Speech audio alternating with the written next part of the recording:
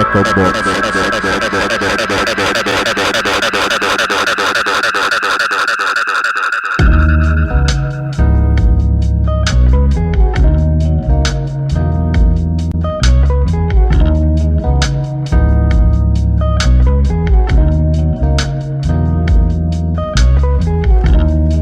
Hello.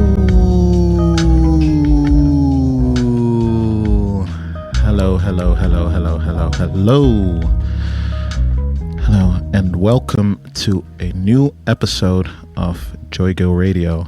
I'm back at the Echo Box studio and back with another show with another special guest. But before I will introduce the guest, I will explain again what we're about to do in the show today.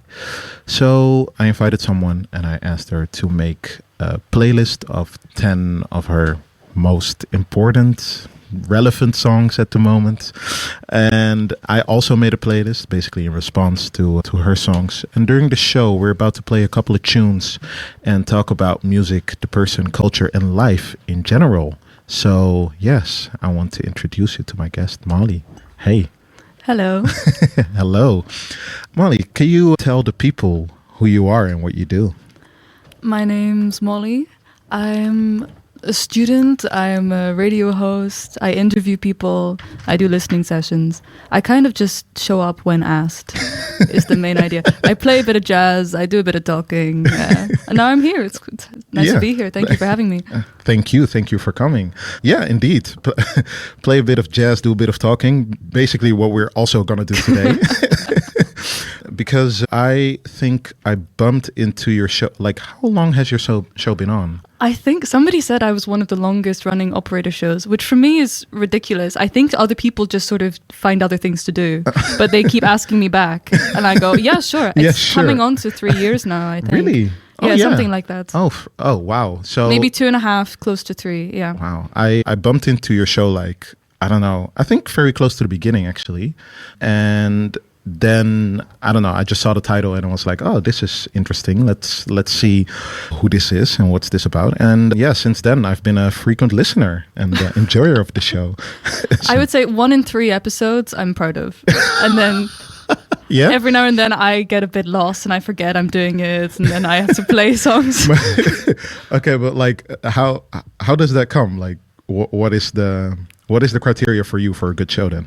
I think if I have a guest, I'm always happy. I don't always have a guest, just stuff falls through. Mm-hmm. And I love talking to people and interviewing people. Mm-hmm. So whenever there's a guest, I feel very proud of what I've produced, and I think it's an interesting episode. Yeah. Sometimes when I'm just mixing for 2 hours, I think it's sick. Yeah. But sometimes the magic doesn't happen. It's a bit hit or miss. Yeah, well, but that's I guess live and radio, right? Like it's a live aspect, and I don't know, you just gotta be in a flow or be in a moment, and then see if it clicks. So I've asked you to make a list. Yeah, how was it for you to make that list? I sat for a second and I thought, okay, do I want to look cool and like I have great taste, or do I want to honestly pick songs that have some sort of importance to me? Mm-hmm. And I sacrificed cool for authenticity. I am glad you did.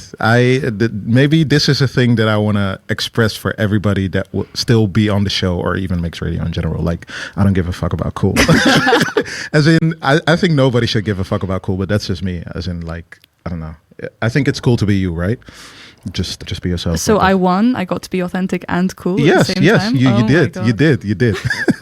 So, but like, was it hard to make that list eventually, or did it just flow out then? Yeah, I think it took about 40 minutes or something like that. Yeah. I actually went through some old playlists that I made as a teenager. Nice. To see, because I would just forget the songs that I used to play. But I have a thing where I usually listen to the same 3 songs on repeat until I find a new 3 songs to listen to on repeat. So I just sort of went through the significant songs throughout my life, and I picked ones that evoked some sort of feeling in my body when I heard them again. Okay.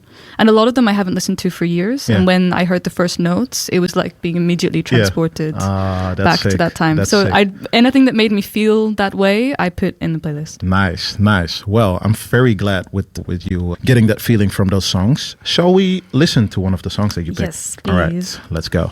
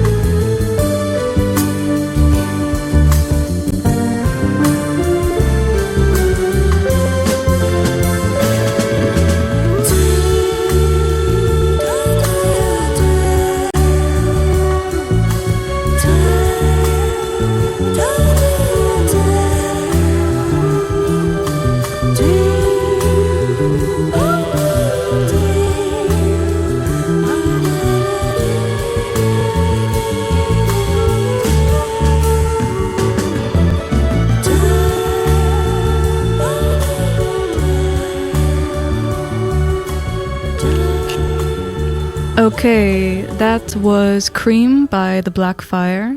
This is off a really rare Italian library album, I think from the 70s. You cannot find this on vinyl, but it is on Spotify. Wow. And it's the only album that I can find from this band. I love the entire thing. Mm-hmm. I don't know, her vocals just really, they grab me, they grab hold of me. How did you bump into this then? I think Bandcamp. That's how I find most of my songs. I spend hours just going down little rabbit holes really? on Bandcamp. Oh, nice. And just searching up random words and seeing what comes up. Yeah. It's very time consuming. People always ask me, like, where do you find this stuff? And I go, you have to just sit in front of a computer for a very long time. A very long time. Yeah, I know. Like I just bookmark things that I find on Bandcamp, and then I really have to sit down to like just go through all of it and download and whatsoever. During the song, while the song was playing, like you said that this song reminds you of something. Like, yeah, please tell the story. Okay, so does anybody remember the original Willy Wonka film with Gene Wilder, where he does like a forward roll and talking to the children? There's a song sung by Charlie's mother called Come On Charlie. Mm-hmm. And I love this song. It's a very beautiful musical theatre song. Nobody else has heard of it. Mm-hmm. I talk to people about this song all the time. People look at me like I'm crazy. This song has the same note progressions. Sometimes I wonder if it's a sample, but that would be I think timing wise, that would be a very weird, convoluted sample to use. Okay. But yeah, the song really, I cannot stop thinking about that movie when I listen to this song. Yeah. And it's such a nostalgic childhood movie that I just feel all warm inside and fuzzy. I love this song. Oh, wow. Okay, so it's more of kind of a nostalgia thing, while it isn't like a song that you've heard while you were a kid, right? But like it just No, I think I found this a year ago. Yeah. And I play it constantly. That's also one of my, I really hope people don't listen to my show regularly, because then they will just notice that I play the same songs constantly, and this is one of those songs. Well, if it works, right? Yeah, right, they all fit. So talking about like this feeling of nostalgia, I was thinking, right, you are Scottish? Yes. Okay, cool, perfect. I don't know, like I remember I bumped into your show, but like I never seen your name before that show, and it felt to me like, oh wow, okay, I don't know, just spawned into my feed or the radio scene or whatsoever. But now I'm very curious, like, until what age did you live in Scotland? Because when did you move here? 4 years ago. 4 years ago. Okay. Maybe. Okay. And you were a jazz singer before. Yes, I was. It's actually a very sad story. Oh. I got COVID and my voice doesn't sound the same. So I have stopped singing almost entirely. I did singing lessons from the age of 5. Yeah. And I was first training to be an opera singer. Yeah. And then I switched to jazz. Yeah. And I was doing it really intensely. Mm-hmm. I almost went to the conservatoire in Glasgow, and then I chose to come here and do philosophy instead. Mm-hmm. But most of my life was dedicated to singing. Mm-hmm. I was very well trained, I have to say. And then overnight, my entire breath support disappeared just because I got COVID. Oh, really? So doing the show became an outlet to re-engage with jazz in a different medium. Mm-hmm. Because I don't know, it makes me feel a bit sad to sing still. I still sing at home, but it sounds fine, but it doesn't sound... I'm such a perfectionist because I was so intensely and quite brutally trained. Yeah. I rip it apart if I sort of sing publicly. Oh, really? Yeah. Really? So it's like a complete closed book for you?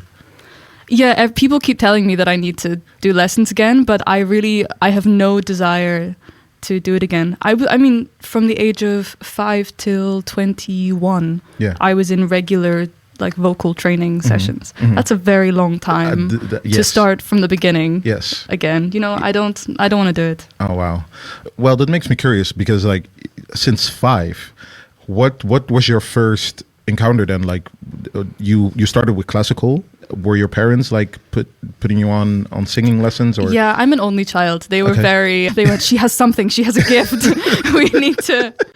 I think in nursery they did like in like preschool. I don't know what you call it here. Mm-hmm. Like when the thing before you go to primary school. Yeah. They realized that I could sing ish. Okay. And so I was given all of these solos, and Yeah. then my parents went, "We need to do something with this. Oh, wow. She has a talent, Yeah. a natural thing. Yeah. We must develop Yeah. it." Were you also like excited about it as a kid, or were you just like, okay, I'll do it? I think the singing, I was excited. I was also forced to do violin. Okay. And I was deeply resentful Okay. that I had to do violin. I Okay. hated the violin. How long have you done that for? I did it for 10 years or something. Oh, really? I had to complete all of the exams before I was allowed to stop. Every year I would go, "Can I please not do this anymore?" And they said, "But you've done it for so long." Yeah. I was like, "Yeah, that's the point. I want to not do it anymore." They went, just keep doing one more year. And, Yeah. and every year it was another year Yeah. until I finished it, like all the exams. Oh, wow. Okay, but also you don't pick up the violin anymore, or After my last exam, I Yeah. put it in a box and I haven't touched it since. nothing inside of you says, let me. The violin, no. Singing, I miss. Yes. Okay. Wow, very interesting. Because like I'm so curious. So this, how can I say it is like the story began with you singing, getting into singing lessons as an opera singer. Yes. So classically, and Yeah. then I discovered jazz. Okay, and was that also something that was being played in your household? Yes, but also in Scotland, the Scottish Opera, which is the National Opera Company, they scout for singers in the high schools. In the primary schools and the high schools. Oh, really? So they do casting sessions. I don't think in every school, but they would come to my school also. They would come to my theatre club that Yeah. I was in. Yeah. And I would be regularly auditioning for operas. And I was being trained classically by my singing teacher because it was seen as a more, Yeah. just a better form Yeah, of yeah, yeah. training. So I was just being sort of indoctrinated into that world slightly. And then I had listened to jazz at home, but I had a very good ear, so I could mimic it very well. But I didn't actually understand what I was mimicking. And I was asked to join my school's jazz club because they needed a singer. Yeah. And I could recreate what I was hearing, and I kept on finding myself in these jazz situations where suddenly I was completely out of my depth Yeah. because I'd been winging it up to that point. And then I went, okay, maybe I should start engaging with this properly and learn how to do this properly so that I'm not feeling terrified Oh, wow. every time I step into a room. Yeah. Ah, okay. And I fell in love with it, and I took off from there. Huh, sick. I want to know more about that, but shall we first go into a song that I've picked that reminded me of Cream? Yeah, please. All right, let's go.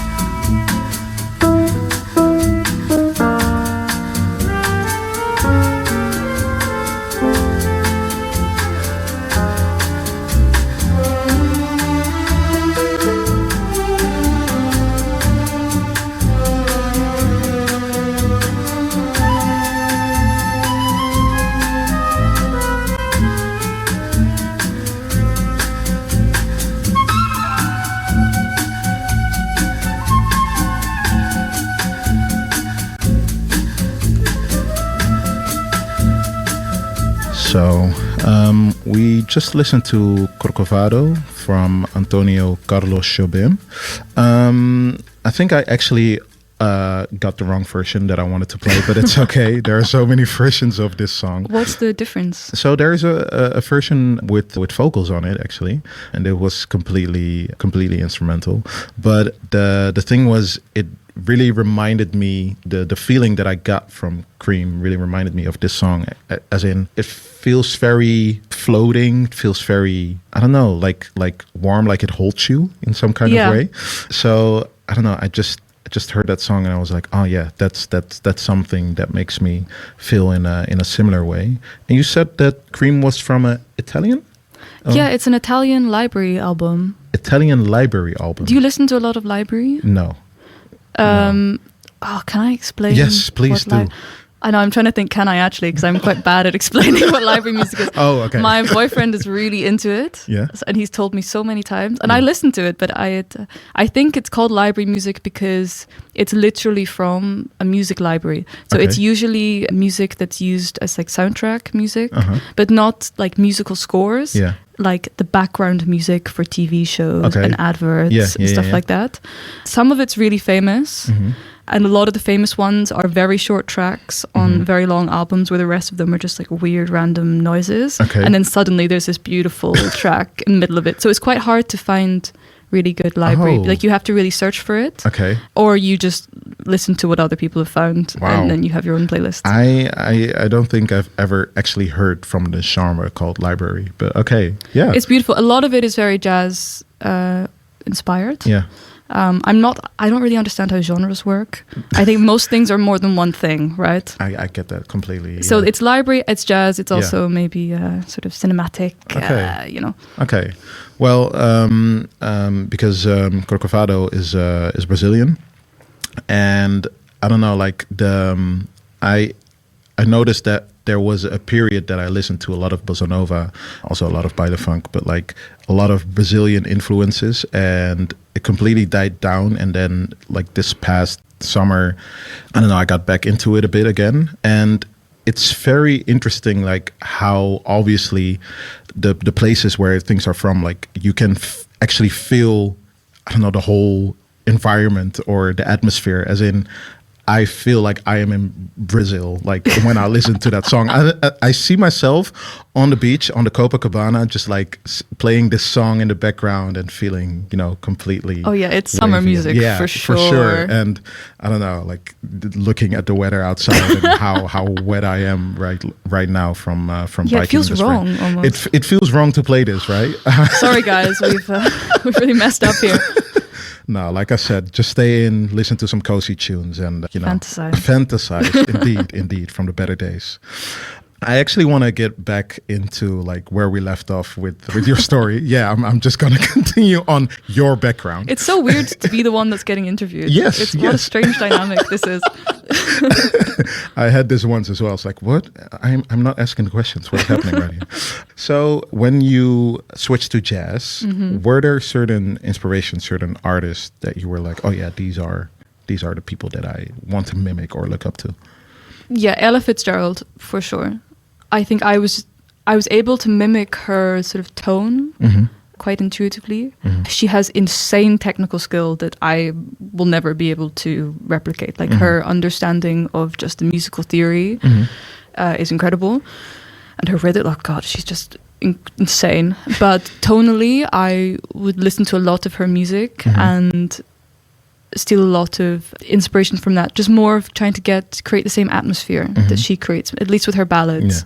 And then I don't know, I think the trick for me was always, if I wanted to learn a song, if I wanted to learn a standard, I would download as many versions of it as I could, and I would just spend 2 or 3 weeks listening to every version of that standard that I could hear. And then at some point you come away with your own sound. And that's like then a mixture of things you've heard, or like, is it really your own? I think everybody has their own vocal tone. So at a certain point, I stopped trying to mimic people and just really tried to sing with my voice. But note-wise, you are probably borrowing from somebody at some point somewhere. You would hope at some point you're being creative, but it's never a guarantee. If you're listening to that much music, of course, you're always inspired. Yeah, but like that's the thing, right? It's a cocktail of like your whole life and everything that you've learned and heard from other people, and then you bring it into a version that you think is the best or you can come up with. But like, what were some of these standards that you would listen to on a regular? There's this beautiful song called Don't Go to Strangers. I think there's an Etta Jones, also an Etta James, but there's an Etta Jones version of it that is heartbreaking. Bothered and Bewildered was always my audition song when I would be auditioning for stuff. Yeah. Oh God, there's so many. Is it Moonlight in Vermont? That's a really beautiful. I mostly listened during that period of my life. I was mostly listening to vocal jazz, and now I hardly ever listen to vocal jazz. I almost exclusively listen to instrumental jazz because now I find that I'm a complete asshole about the singers that I listen to. I'm so mean. Really? Yeah, because I can hear the technique that they're doing.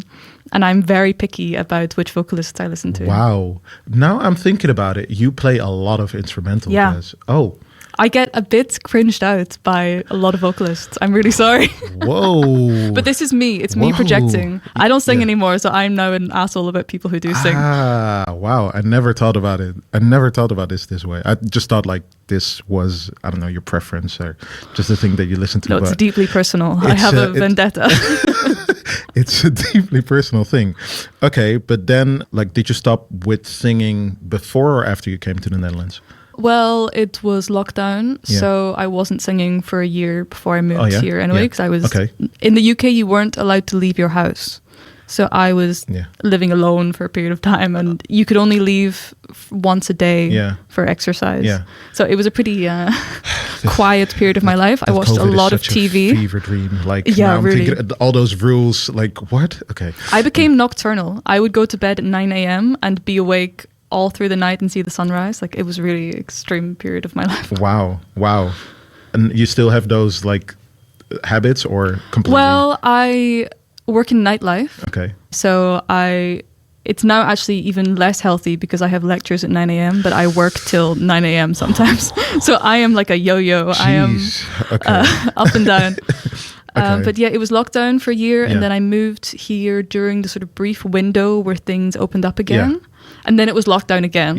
And then I got COVID. So okay. And then at one point you started to make the show, or you made plans for the show. Like, how did that come about? Like, what was the process in that? They were just looking for people for new shows. They were looking for people with ideas. I'd also met somebody who worked for Operator at a party, and they told me that I told them one of my ideas. They said that I should apply. I was dating somebody at the time who was a big DJ, like big into DJing. They were a techno DJ. And for them, Operator was this big like landmark achievement. And for a lot of people it is. It's quite an established, I think, radio station, just like Echo Box. So I just sent in 3 ideas. I think one of my ideas was like a political deep dive show where I would go like really in on like political rumors that I'd heard. Okay. A different one was like a Molly's Monday morning come down. Okay. Which was for people heading home from the club very early on a Monday morning. And it was going to be really chill, maybe some spoken word. Yeah. And then the third one was this jazz show. Oh, wow. And it started off, I was supposed to do a deep dive into the Dutch jazz scene. So each episode was location based. And I would usually do it by the guest. But at some point you run out of music. There's not that much, like there's a lot of music being made, but there's only so many episodes I can do about the cities before I start playing music that I really don't like. I remember like you started with that concept in mind, indeed, and I thought to myself like, at what point is it gonna get weird or flop? As in, I can see you going into like these little villages. I tried to do a Zeeland episode. It did not go well. I think I found 2 songs. I had a really rough time. I spent a week trying to find good music coming out of Zeeland. Oh God. Yeah, I thought so. But okay. I wasn't from here. I didn't know what I was signing up to, all right? I thought the Netherlands was a bit bigger. So So okay, then you stop with that idea, and then now. Yeah, I ran out. And now what is it now in that sense? Now it's me. Either I find a guest, but this year I've been a bit busy and hectic, so I maybe have a guest every third episode. And I interview them and I play music inspired by their music, usually, so I try to make a cohesive show. Or I just DJ and talk into a microphone for 2 hours, and I usually just try and rediscover what's already on my memory stick, because I forget what music I have, and it's a nice surprise for me. I also found out that I can connect my phone via Bluetooth to the mixer in the booth.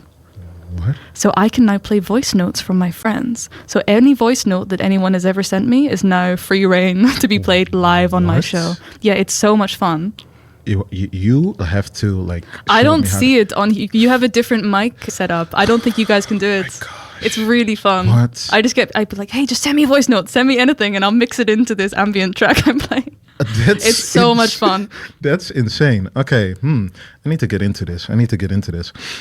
But also, like, one of the things that you try to put into your show is like a bit of, I don't know, knowledge and education. Yes. Oh yeah, I guess that is the main point of my show, actually. Thanks. Yeah, thank you. Yeah, no, I got you. Okay, yes. The purpose of the show is to make jazz accessible for people. So a lot of DJs I know are really into jazz, but they don't know why they like it. And I moved to Leiden, and there's this other radio station in Leiden called Maxi Radio, which I was involved with first, before everything. And everybody at Maxi is really into jazz. And I remember being quite surprised, because in Scotland, I felt a bit uncool. And like nobody was really into what I was into. Not in a manic pixie dream girl way, just in a sort of sad, lonely child way. I'm so weird and different. And I was like, why do you guys love jazz? And they were all listening to like Italo and all this kind of thing. And they just loved it, but they couldn't identify what was speaking to them in the music. And it is really technical. It is really sort of convoluted if you are not familiar with it. So I get the guest on, and the last sort of 5-10 minutes, I get them to explain a technique that they use in their music that makes it sound the way that it does. So people who enjoy their music can listen and identify what it is that they are enjoying about the music, and you come away with a bit more knowledge. And I try to explain it like I would a child. So everybody can understand. Sick. Yeah, I've listened to quite some episodes, and I still think I don't know how to explain why I like jazz. Yeah, well, I don't know if I'm there yet, but it's very interesting to like hear people talk about the things that they do, the things that I've learned, and I really have the feeling that most of these people are well trained and know what they're talking about and know what they do. Like very, besides intuitive, like very, how do you call it? They make songs with purpose. They do techniques with purpose, and like. That feeling is, or that thought is really interesting to me. And also from your point of view, because you also know a lot about like jazz or music in general in that sense, don't you think? Yeah, okay, yes, but also I come away from those shows feeling like a bit of an idiot sometimes. Why? I don't have the knowledge that I used to have, which is part of why I'm doing it, so that I can reconnect. But from a technical perspective, there is so much theory, and most of it has left my head. But I don't need to understand the minutiae of the theory to be able to talk about it and enjoy it. So it's okay. But I come at it way more from a listening perspective than a musician's perspective, which I think is valuable in a different way. Definitely. I've also had DJs on who played jazz music in their set, and I'm really interested in talking to them about just listening to jazz and playing jazz from a DJ perspective, because that's a very different conversation but equally interesting, I think. Interesting. I'm glad, because if I recall, like we also have a show scheduled, yes. and like I was about to say, I don't have anything technical I can explain or show anyone, so that's a better I'm gonna hand you a violin and just go, hey, give it a go, man. Hey, I will. Like, my whole life is designed on me trying stuff. That's why I'm here, actually. So never say no. Never say no. All right. So there's another song that you've picked. Well, you've picked a whole list, but there's a song that we're going to play. And I'm very curious why you picked that song. So shall we? Yes. All right.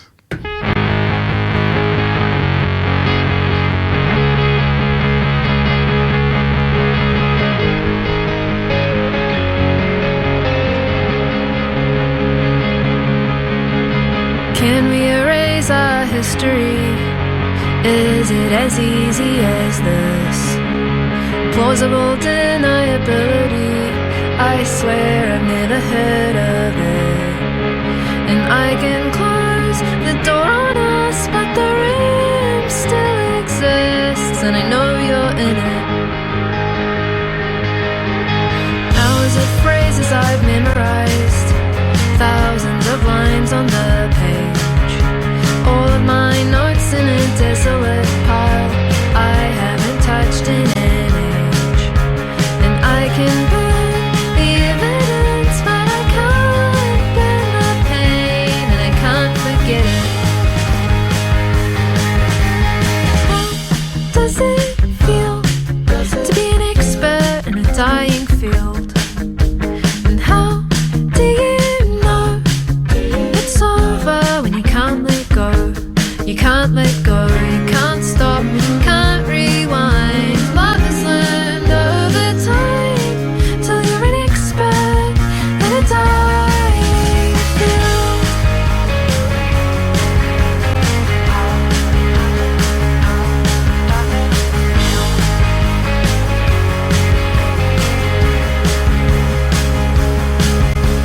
The city is painted with memory. The water will never run clear. The birds and the bees and the flowers and trees, they know that we've both been here. And I can flee the country for the worst of the year, but I'll come back to it. How does it feel to be an expert in a dying field? And how do you when you can't let go? You can't let go, you can't stop, can't rewind. Love is learned over time, till you're an expert in a dying field.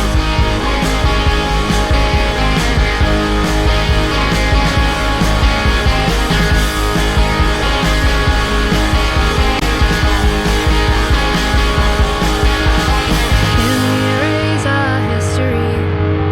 Is it as easy as this? Maybe in other realities the road never took this twist. And I can close the door on us, but the room still exists.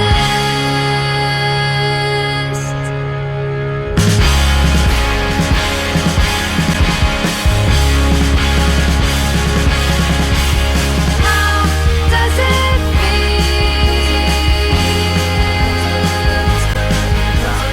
how do you know?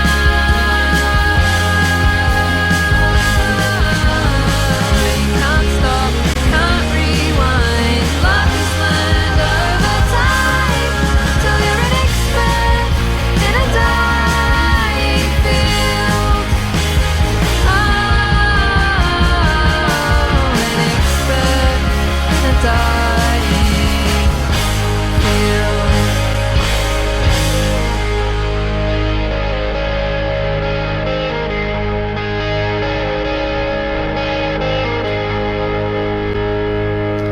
That was Expert in a Dying Field by the Beths, aka the best breakup song of all time.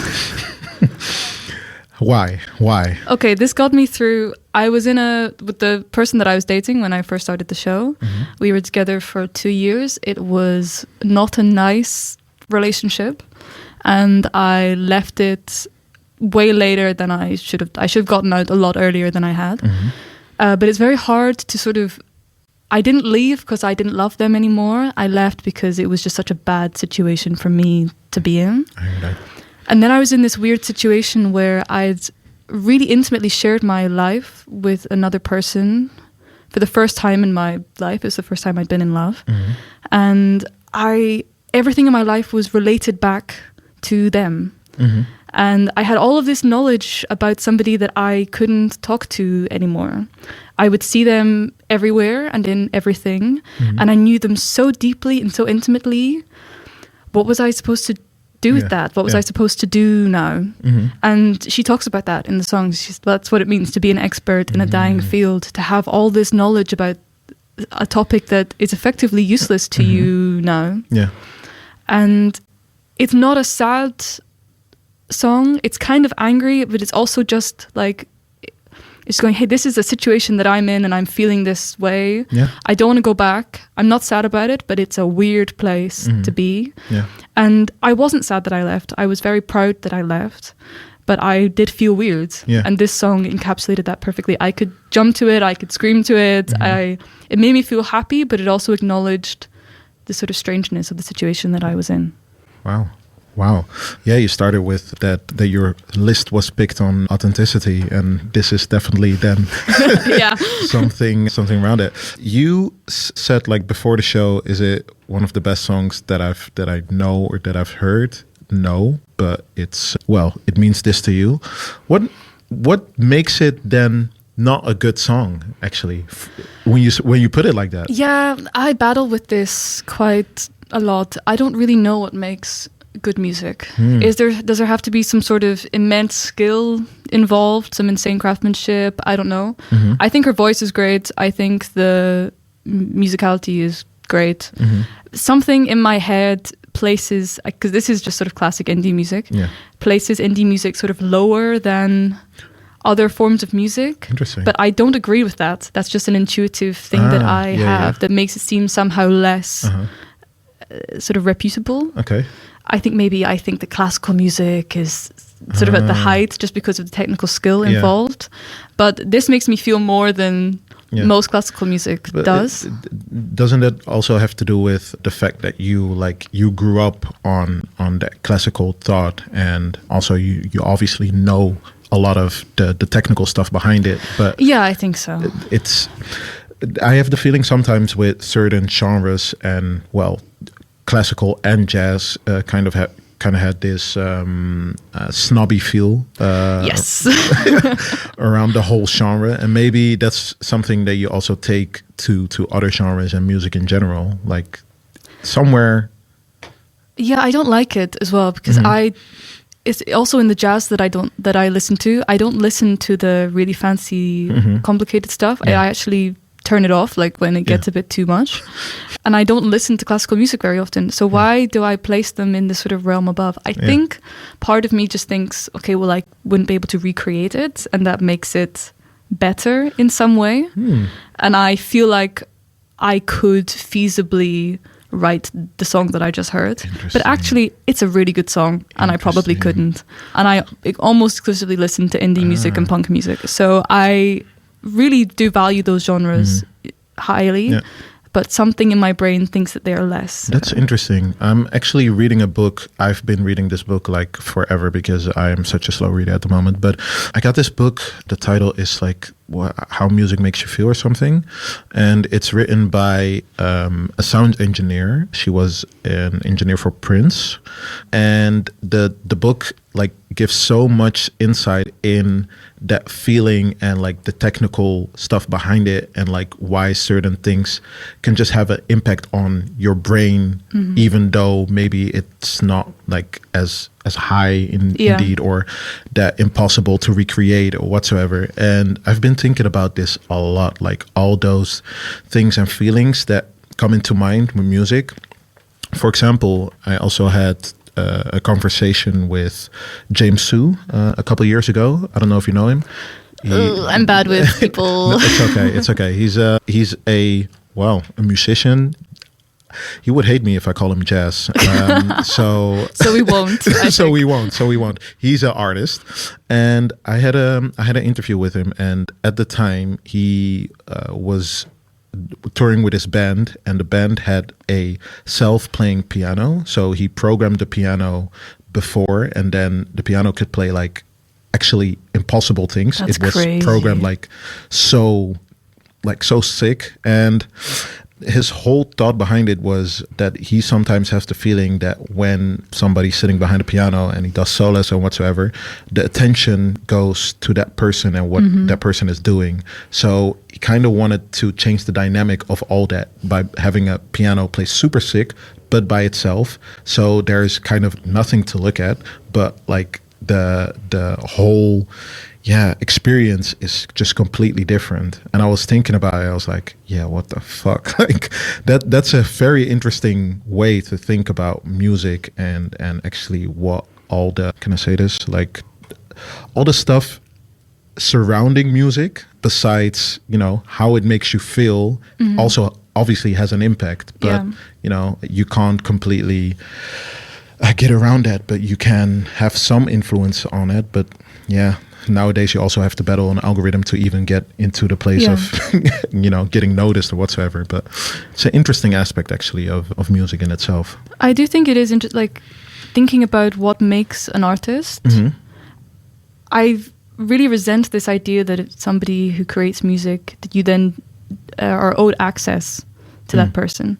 But then also so much of being an artist is being the full package, right? Like people want to invest in you just as they want to invest in your music. And the line is really blurred, I think. Because I think a lot of musicians have reached sort of godlike status because of maybe a sort of tragedy surrounding their life or something that made them more of a rock star because of who they were, more than their music necessarily. And it's really sort of, it's hard to know where to stop. No, definitely. Funny enough, like I had the show that I've did before was, with somebody whose music we're going to play in a second. But during that show, I played a song from Riley Ritchie, and I've been to his show in London, I think it's 2-3 months ago. And during that show, there was a moment that I had to cry during a song. And the whole thing is, like, I used to listen to him, what is it, like 10 years ago, I think, something like that. And I get this feeling the whole time that it speaks to me, like, in such a personal way, because he really described how I was feeling at the time, or, certain aspects of life. But if I listen to him now from a perspective of me knowing a bit more about music than I used to do back then, I would say he's not that great. Wow. That sounded horrible, by the way. Unbelievable chat here in the Echo Box studio. But it's also about the way it makes you feel, right? And that's such a weird thing, because I have the feeling that I'm in conflict the whole time, because I've been listening to him again now that I've seen the show and I know what it inflicted upon me. But now I'm battling this whole time of like, oh, but is this good music? But it makes me feel like so good. So why am I even having this discussion? But obviously, it's still something that goes along within your mind, I guess. I think the question is, who are you performing to when you have that internal battle, right? Like, do you want to think that you listen to good music, or do you want other people to think that you listen to good music? That's a good one. Well, I played his songs in a couple of radio shows, and I'm like, yeah, well, it's whatever, like, it's me. But yeah, I still always have a thing of like, okay, but will it resonate with others as it resonates with me, right? And that's also a thing that I've been thinking about when I'm DJing or doing something. You kind of want to, the only thing that I want to do the whole time is be like, oh my gosh, this is so sick. Do you feel this as well when you listen to music or something along the lines? But I cannot find a way to express that in the same type of feeling if I also have kind of not resentment, but a bit of embarrassment. Maybe a bit of embarrassment, indeed. Like, I can't sell it the same way, and maybe I also don't know how to sell it, because it's also a feeling that is embedded in a 16-year-old Joy. So yeah, I can't go back. Like, did you guys have the same life experience as me? This song is really going to speak to you. That's basically what I'm trying to do the whole time. But yeah, well, life, I guess. Like I said, there's a song by an artist that I had in the last radio show. Yeah, and it reminded me of expert in a dying field. So shall we listen to it? Yeah, you used to play very short music. All of your songs have been like a minute 50. Yeah, they 2 have minutes. been short actually. But that's, just has been the show. Let me be. I'm sorry. Yeah, not my show, guys. All right, let's get into it.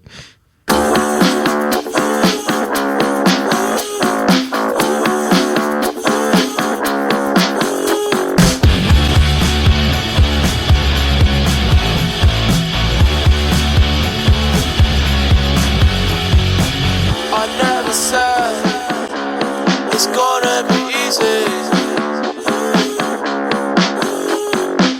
I wish that I could feel like somebody else. I always mess it up, darling, always mess it up. Girl, I always mess it up, darling, always mess it up.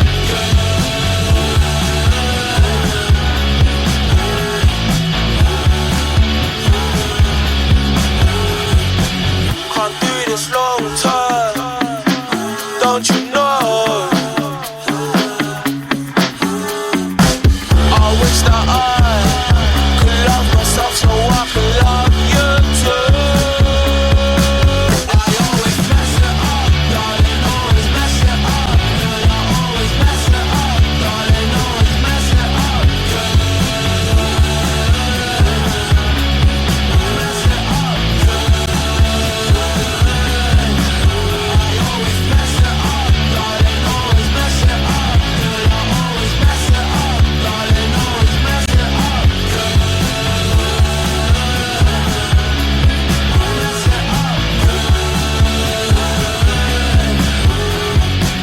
I never said it's gonna be easy.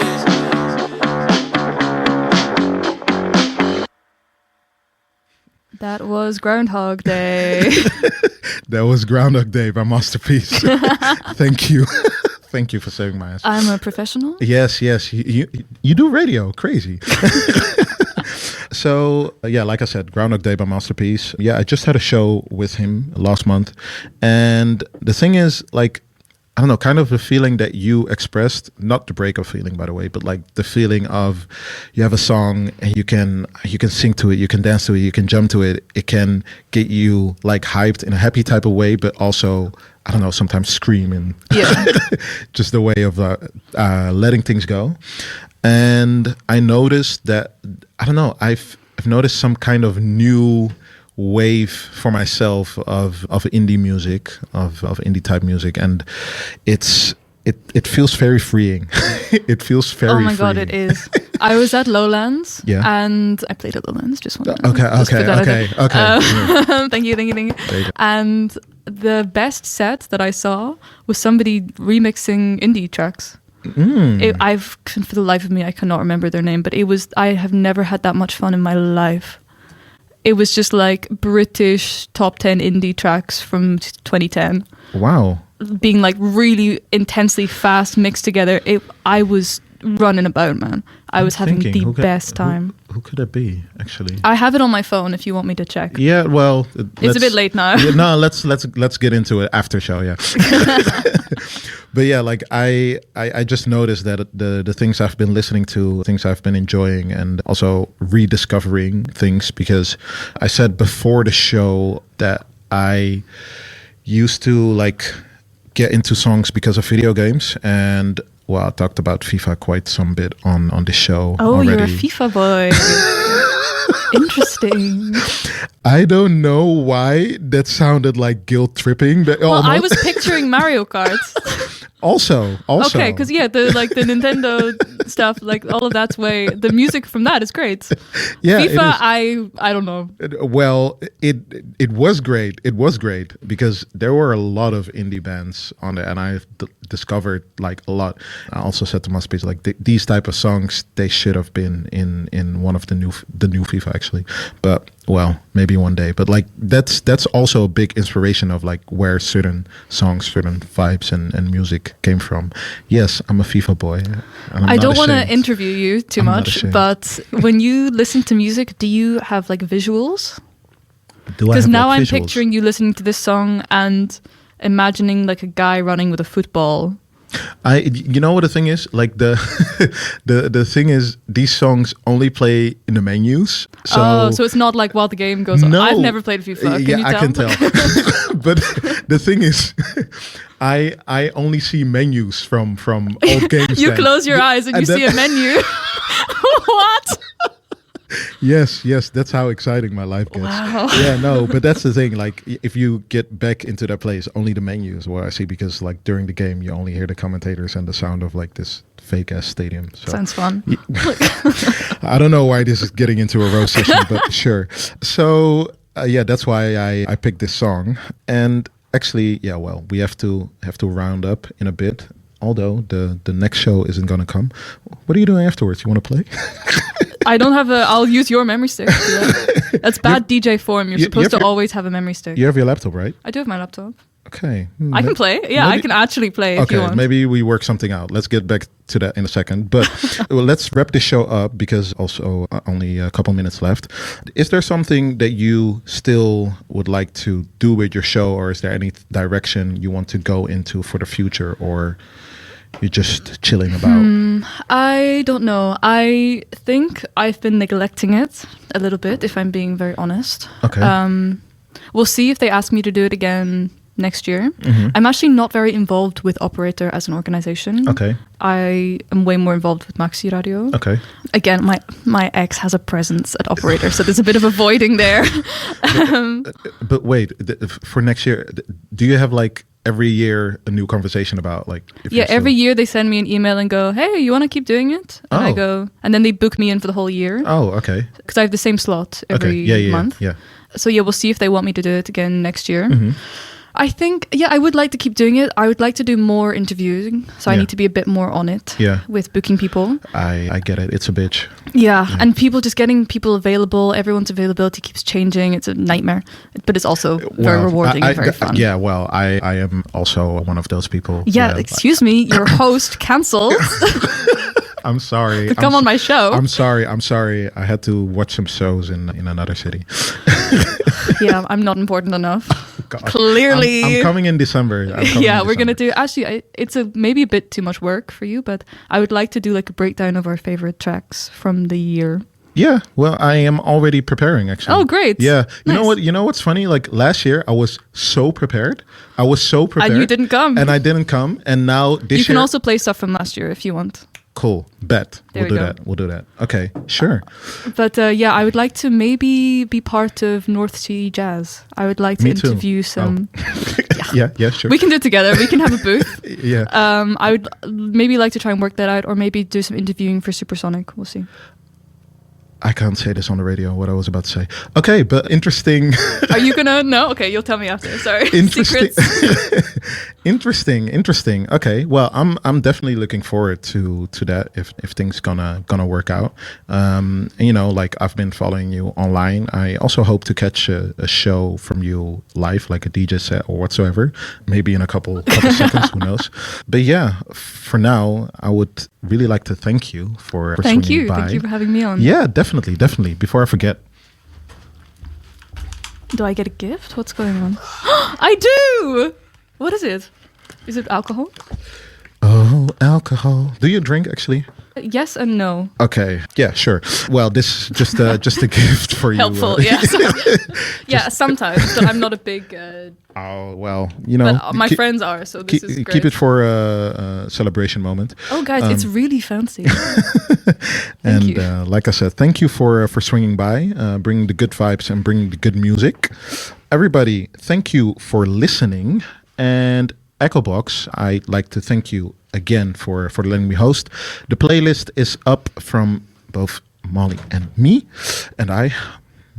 whatever. And I'll catch you next time. Peace.